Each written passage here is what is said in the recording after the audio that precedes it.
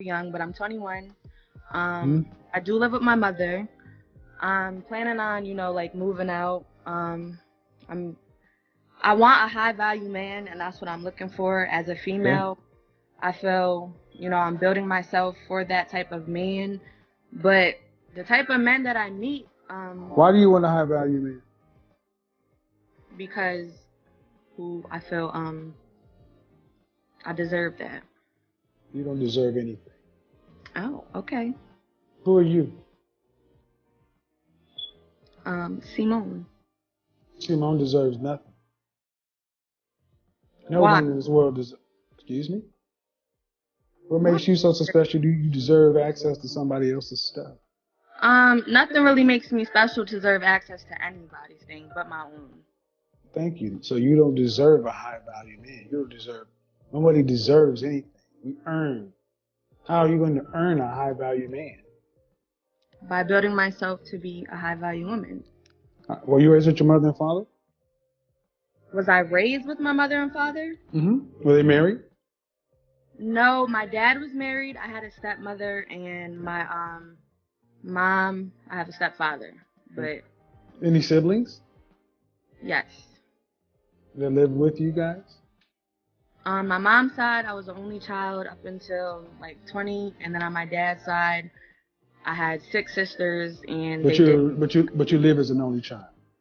I was back and forth. I would go with my dad's on the summers, and I lived with like my mom and my grandmother. But you live as an only child. But you live as an only child for the most part.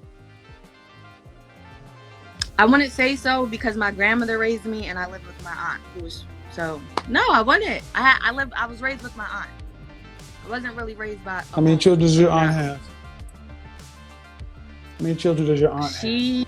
She wants a high-value man because she thinks she deserves one. I presented myself in a better light because, hey, hundreds of thousands of people, 20,000 folks, let's have the conversation. But I'm comfortable. It's all about me. What value is a selfish person in a relationship to anybody, much less a high value? Thank you. That's a question. Ask it again, please.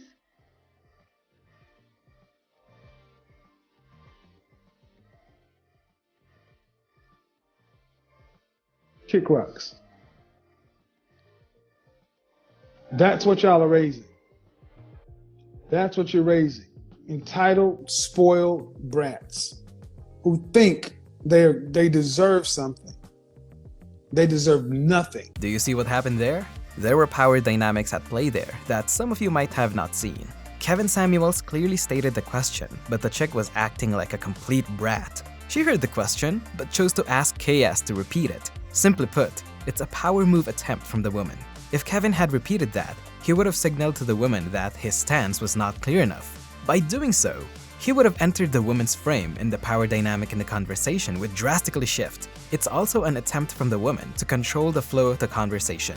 Boys, remember this because women will do this often. This is an important negotiation tool. When someone tells you, "Can you say that again?" or "Pardon?" in a condescending tone, the best response to not lose your power in the negotiation is, "You heard me, I didn't stutter." Or like what Kevin Samuels did, complete silence. I'm telling you, women are good at this. If you're not careful, you might unknowingly be giving up your footing in the conversation. You see, boys, everything in life is a negotiation. Men don't like women who make money or who are successful. They let me correct you there. Yeah. They do not. No, because they're intimidated. No, let me correct it for you. Let me correct it for you. Let me correct it for you. It's not that men don't like it. It's that it's not an important attraction trigger for men like it is for women. Let me explain. Thank you. Women look for a man who can provide security, that's financially successful, that's competent. Men don't necessarily care about that. If a woman has a career, right? I'll give you an example. If me and you were dating and I told you I have an excellent Jordan collection, you would be like, okay, that's good for you, but that doesn't really benefit me. That is how men feel about a woman that has a career. It might be a slight plus here or there, but men really don't care about it. And what I'll go to also say is that the more money a man makes, the less he cares about a woman's career. Because the thing is this, men aren't designed to look for security and provisioning in a woman like a woman is designed to look for in a man. Our attraction is very asymmetrical with men. So it's not that men don't like it, it's that men don't care. That was a simple explanation. Did she get it though? Or is the New York Times gonna say he made her look dumb again? What's next? Mansplaining? And the more money they make, the less they care. Facts. But at the same time, Amen. I think that's more like psychological. I think that's just more like, it's more just like what you're raised or what you're taught. But at the same time, like for me, like I've dated guys who are like dirt poor and then guys who are like really well off. And to me, so it's just like. Correction, like, the guy, question then. The guys that you dated that were dirt poor, who broke it off? Me. I've Okay. broken it off with everyone. There you go. Okay, but that's the point I'm trying to make is But that. I've broken up with the guys who are well off too. Okay, that's cool. But what I'm saying is this. Very few women will date a guy long term that makes less money than them and or doesn't have some kind of ambition or is working towards making more money. That's true. Women will say money don't matter, or even will give examples of how they stuck it out with their man. But that's only for the short term. Women care what the man will do in the future. A broke man cannot stay broke forever, or else she'll leave. However, a broke woman can stay a broke woman, and the guy probably won't even consider her financial situation as a burden. That's because men and women look for different things in the opposite sex. The attributes that come with a successful woman come with undesirable traits. Women that make a lot of money tend to be combative, they tend to be masculine, they tend to be assertive, they tend to be competitive. Allowed. These are things that Amen. men don't. Bruh, ask any guy out in the street. They'd rather have a girl who works at McDonald's but cares about them than a boss babe, lawyer, whatever, who doesn't give a shit about them. Would you define a high value woman? Are there certain benchmarks? Let's leave all the, fringe women out there. Like, depends if you're living in a fishing village in Chile. Let's pretend we're in America. Well, there's conventional aspects. of it, Exactly. too. Let's get conventional Yeah, with yeah. this. I'm not talking about passport bros moving to different countries. Let's pretend we're all staying in fucking America. And how would you define America. a high value woman here in America today? First off is physicality, physical fitness, and not just as an obligation, but as something that is like sort of intrinsic to that woman. Physical fitness is number one, simply because we live in a country right now where 75% of the population is overweight. 40% of women are obese. Women who are in shape are like I can walk through the Vegas airport. I can walk through Miami airport. Just put your phone away. Look at the people around you. Those are normal people. We are whenever we're doing Access Vegas, everybody complains, oh, you guys don't have normal girls on there. Walk through an airport, look at the women around you, and tell me you want to see them on the show. So number one is physicality, staying in shape, because that's something that I think that you want to save the West with more babies. Ladies, stay in shape. Guys, stay in shape. It's tough hearing this, I know, but for men, it's almost a given that you have to be in shape to attract women. There's no going around it. Now, there are multiple factors that make a high-value woman. I'm speaking personally here, but I think these are good general guidelines. Low body count. A woman who has slept around will almost always have a terrible mental health. Better yet, a virgin. Doesn't conform to the feminist narrative. The underlying ideology of modern feminism is victimhood. If there's a victim, there's an oppressor. If you've got a girl who believes in this shit, guess who's the oppressor? Likes family values, understands what a strong man is, and is agreeable. Boys, don't be afraid to uphold high standards to meeting women because women are ruthless when they're picking. You gotta be ruthless too. New York Post decided to publish an article saying that the Whatever podcast is disturbing and is sexist towards women, and it's utterly ridiculous. They are being called out on their BS, and we're gonna read that article together. Before we do, Here we go again. How the mainstream media is trying to rid stupid women of accountability. Do you know how many news articles have tried to make, say, Andrew Tate look stupid? Did he ever look stupid? No, because he's truly a well-spoken, intelligent person. article, and they posted this a few days ago. Making women look dumb is a disturbing new podcast trend. Now, they are specifically pointing out the Whatever podcast, but the Whatever podcast is not the only podcast of this genre. Fresh and Fit, I think, was the first of this kind. I think Whatever is maybe, I don't know, it shows up more on my timeline and on my For You page. I don't see as many Fresh and Fit clips, but I know that it is still around. But they are specifically nitpicking Whatever podcast. Anyway, a podcast with hundreds of thousands of subscribers and followers across online platforms is stoking the flames of controversy by belittling female guests and making them look dumb. Whatever, hosted by Brian Atlas, masquerades as a dating talk show while delving into gender roles, body counts, and the legitimacy of the patriarchy. Hold up. Wait a minute. All of that is very accurate. He's not masquerading as anything. You just explained exactly what it is. But then going on, the podcast team uses social media to seek women panelists, only to later roast them online in snippets, pandering to the virality of inflammatory hot takes. Now, you are forgetting how these women also roast and attack Brian and any of the other guests that they have on that maybe agree more with him. Like, this is not a one-sided situation. The women are not in the minority here. In one episode... Again, just another piece from the left, trying to smear anyone who didn't agree with their ridiculous narrative. That the podcast makes women look dumb. That was your thesis, that was your headline, but you give no examples of Brian Atlas doing this. Him expressing his opinions, which he is allowed to do on his own podcast, and his audience commenting things, which is also allowed, is not making women look dumb. What makes them look and sound dumb are the things that come out of their mouths. Maybe in their circles or other circles, their degeneracy or lack of intelligence wouldn't be as stark and shocking to people, but put up next to guests like Michael Knowles and Lila Rose from Live Action and Isabel Brown, it is very apparent. I really don't understand the degeneracy that the left is trying to accomplish. I would say for people who are too agreeable, the first thing that you need to know, the first thing you need to figure out is what is it that you want. If you don't want anything, and if you don't know what you want, and you don't know what your strategy is, how are you ever going to be able to conjure up the courage to stand for what you believe in? You don't believe in anything, and you don't have any arguments at hand. And I mean, that's part of the reason that we developed the Future Authoring Program, was so that people could not only figure out what they wanted, so to identify the goals in life, which is identifying those goals as an integrating force, but also to articulate the arguments that make them capable of defending yourself. You know, like if Lots of men aren't really sure what they want. Indecisiveness is a terrible enemy because it leaves you in limbo. If you don't know what you want, people are going to decide that for you. Now, as a man who spent most of his life outside, surviving, protecting, providing, mothers, sisters, I aspire to be a stay-at-home dad. No, but when I say I joined. And this is why we say there's not a safe space for men. Y'all did not have to laugh like that. I mean, go ahead, Mike. Okay. No, it's all right. Like, I've been outside. I've served my country. I did 5 years in the military. After that, I spent 10 years on the road, over 300 shows, over 300,000 books sold. I'm tired. And I've accumulated credit, Christ, and capital. And I don't need to leave my home to make money. And now that I do that, I wish to be at home. Now, if that means there's my daughters with me or my sons with me, then so be it. If you want to call me a simp because I'm changing my daughter's Pampers because I don't have to fight in traffic because I'm off that, then call me what you want, just don't call me broke. Talk that shit, Mike. It's funny how people immediately assume he's being a simp or a loser. Unbeknownst to them, they're laughing at a man who has his shit together and doesn't even need to leave the house to make money. Date yesterday, I've been rejected.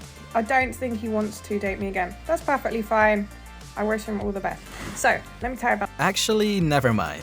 Women say they're okay with being rejected, yet they make these videos and post them on the internet. Have you ever been in love? Man, I'm still in love, yo. I fell in love with this girl like the night I met her. She invited me back to cook vegetables with her from a party, and I was like, hell yeah. We got snowed in out in upstate New York and like spent a few days together. Since then, we've just been in love. Are you a Libra? Nah, I'm an Aries. You're an Aries? Why is that so funny? Whenever I tell a girl or they're like, oh. Because they're crazy and believe in that crap. Do you think it's going to get to a point where if we start losing jobs, right, and there's less jobs and more people are on like OnlyFans, that you're basically going to have chicks out there, like literally women holding each other at gunpoint, like, you know, subscribe? I don't think that's going to happen, but I do think OnlyFans is here to stay. That person that has inconsistent communication with you just doesn't like you that much. Or he just busy like he said he was. Could very well be the case. Some lawyers I know work 80 up to 90 hours per week. That's insane. You're lucky if you get 5 minutes from them. The craziest things you've ever done in love? I paid for my ex's house.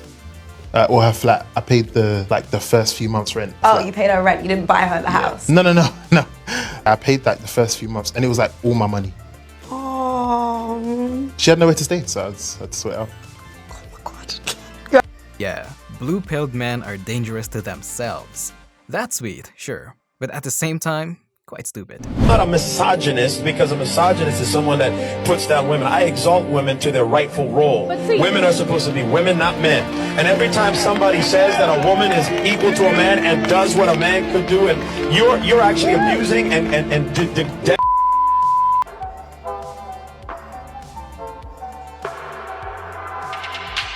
Well, how is it, boys? You're getting any dates at all? Comment down below if you are and share your experience. She's literally just a friend. She means nothing to me. Block her. Block him. It goes both ways, sweetheart. What's wrong? What is it? How I love being a woman. If a man is attractive enough or seems high value enough, women will change their standards. That's just the way things work. Women make rules for betas, but break them for alphas. What would you rate her on a scale of 1 to 10? Come on. So I give you 9. Ew. A That's 9. not enough. I need an 11. Okay, bye. Next. You're not happy with 9? No. 11. Say 11 right now. 11 out of 10. No, I give you all the point. Okay, so I'm just it's 9 is, 9 is just a basic on the road. No. Don't say bitch to be 9, man. No, I'm not satisfied. I need a 10 at least. A 9 is way too dangerous. With an attitude like that, at most should be 2.5. If I don't like the way a particular person communicates with me, then it doesn't matter why they're communicating with me that way. I don't need to know why. It's okay that you got something going on. Everybody got something going on. We not in season. You can't meet me where I need to be met. It don't matter why you can't meet me there, because that's where the judgment comes in, when you start to investigate and want to know why and figure out if it's a good enough reason. Because we feel good judging people if we judging them in a kind light, right? Like if you determine, oh, it's good enough. Nah, bro, I don't care why you ghosted me, my G. You ghosted me. You know what I'm saying? It goes back to what I always say. Women compromise when they find the right person. But there's no right person, fellas. So don't compromise your values for anyone. A US state is now being sued by this girl, saying that she was wrongly forced to compete against transgender athletes who beat her in more than 20 races over the course of her high school career. Chelsea Mitchell, who used to be the fastest girl in Connecticut, claims that she was stripped of multiple opportunities to advance as a track and field athlete due to a state policy that allows transgender athletes to compete in girls' sports, saying at the end of the day, this is just about fairness. This is about biology. So the question is, do you think the court should change their rules or... Of course, they should change. Are you fucking kidding me? They're taking opportunities away from women by placing biological men in competitions. Where's feminism when you need it? This is when you actually need it. Women are being stripped of their opportunities because of inclusivity. You're a feminist doing OnlyFans, that's empowering, yet you're relying on creepy, disgusting men who think you are disgusting and trash to ironically pay your bills, which is probably the most degrading thing in the entire world.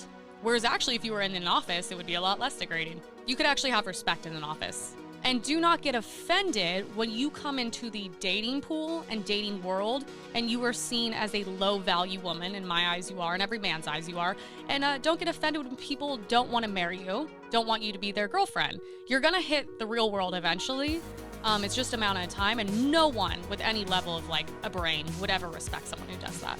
Okay, maybe a little callous and too judgmental, but there's some truth in there. Women who do OnlyFans will definitely have trouble in the dating market. Let me talk about cultural double standards for a second. It's so weird how we live in a country that has a strange way of speaking out of both sides of its mouth. Take for just one example, some women's arguments against sexual discrimination. Some women are angry and cry that they are objectified if any woman is portrayed as a sex object with little to no clothing on social media or television, and that they shouldn't have to show their bodies to make a point.